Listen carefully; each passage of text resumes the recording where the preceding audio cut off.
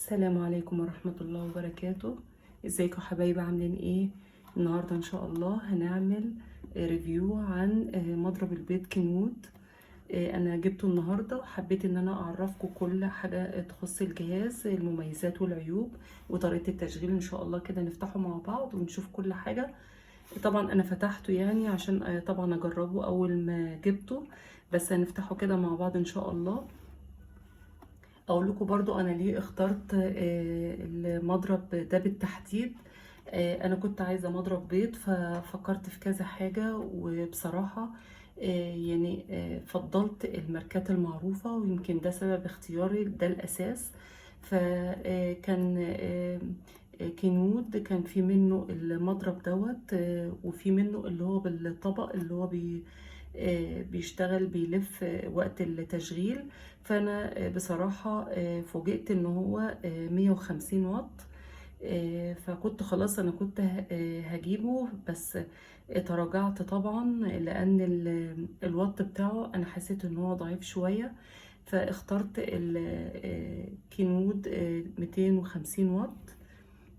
ده حسيت ان هو يبقى افضل. وبالنسبة بقى للتشغيل طبعا نضرب في اي حاجة عندنا مفيش اي مشكلة. فده الجهاز كينود 250 واط. طبعا هو تقفيل صيني. هنفتحه بقى كده مع بعض.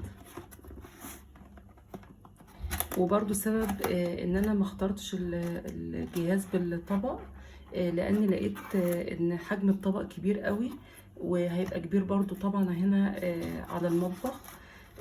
فبصراحة قررت ان انا اجيب الجهاز دوت صغير وهيبقى مناسب ليا اكتر. دي بقى سلاحين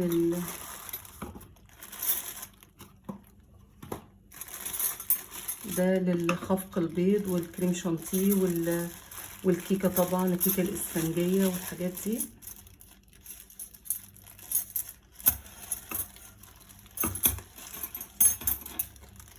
كده هو بصراحة الخامة نفسها حاسة ان هي خامة متينة قوي.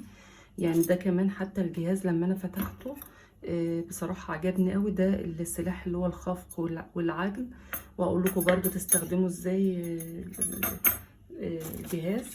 ودي بقى طبعا معلومات التشغيل في الكتالوج ده.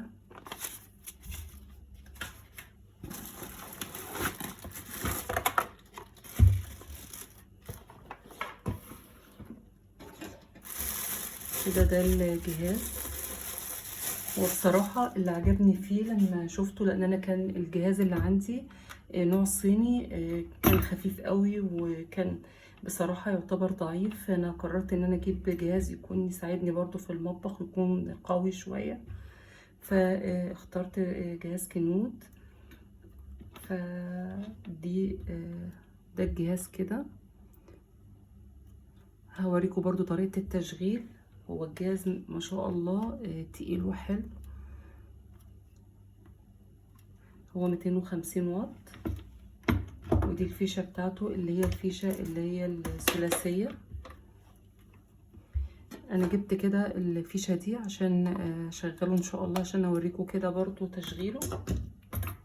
هو هنا يعتبر 6 سرعات. ده الزرار اللي هو بيحدد السرعات اللي انت عايزاها. وده الزرار دوت لما تحبي في اي سرعة من دول ان انت تزودي عدد اللفات بتاعة المضرب، فتقدري ان انت تستخدمي الزرار ده في المرحلة اللي انت عايزة فيها تكون درجة الخفق اسرع بالشكل ده.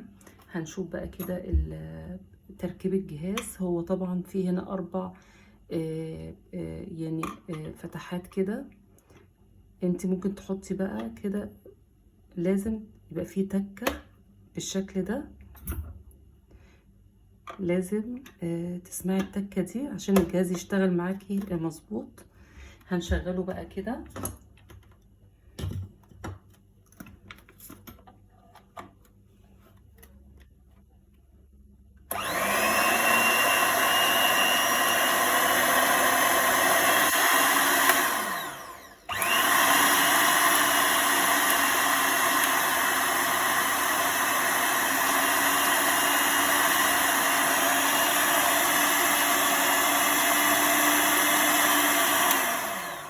شفتوا الزرار دوت لما بتضغطوا عليه بتزود عدد اللفات بتاعت مضرب البيض. لو عايزين طبعا تنجزوا يعني بشكل اسرع لما تكونوا بتعملوا مثلا كيكه اسفنجيه، لانها بتاخد فتره طويله في وانتوا بتعملوها. بس كده. طبعا السلاحين دول للعجن. وطبعا نصيحتي طبعا لكل اللي هيشغل الجهاز ان هو يستخدم السلاح دوت في المعجنات اللي هي الخفيفة زي الكريب زي الوافل، الحاجات اللي هي الخفيفة. بلاش طبعا العجين اللي هو التقيل ده، بيبقى ليه يعني حاجات خاصة بيه، يعني عجانات كبيرة بتتحمل العجن، فتستخدم للعجين الخفيف خالص. بلاش طبعا اي حاجة تكون تقيلة عشان ممكن تحرق الموتور هنا. هوريكم برضو طريقة ان انتوا بتشيلوا المضرب السلاح ده. بتشيلوا الفيشة كده،